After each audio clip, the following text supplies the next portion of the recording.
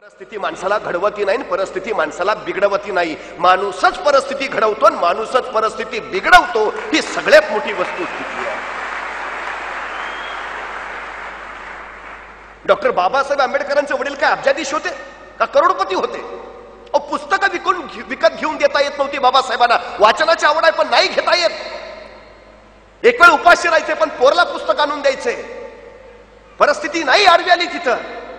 आणि आंबेडकरांचा सगळ्यात मोठा गुण माहिती आहे, त्यांच्या आयुष्यात त्यांनी वाचलेलं एकदा पुस्तक त्या आयुष्यात पुन्हा कधीच विसरत नाहीत. कधीच विसरत नव्हते, चुकून नाही.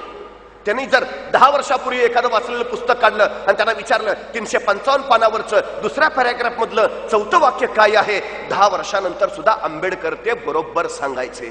एवढी बुद्धिमत्ता होती. ही काही वरून आली नाही, त्यांना जरा दिलंच असेल जास्त. नाही, बाबासाहेब आंबेडकर म्हणतात ती मी स्वतः कमावली. कशी कमावली? माझ्या परिस्थितीतून कमावली. कारण माझ्या वडिलांची आर्थिक स्थिती अशी नव्हती की मी पुस्तकं विकत घ्यावी. त्यावेळी ज्यावेळी एखादं नवीन पुस्तक माझ्या हातात पडायचं त्यावेळी मला वाटायचं हे पुस्तक मी विकत घेऊ शकत नाही. आता हातात पडलंय, उद्या आयुष्यात कधी मिळेल का नाही ते माहित नाही. त्यामुळे आताच असं वाचू की आयुष्यात पुन्हा वाचायची गरजच पडता कामा नये.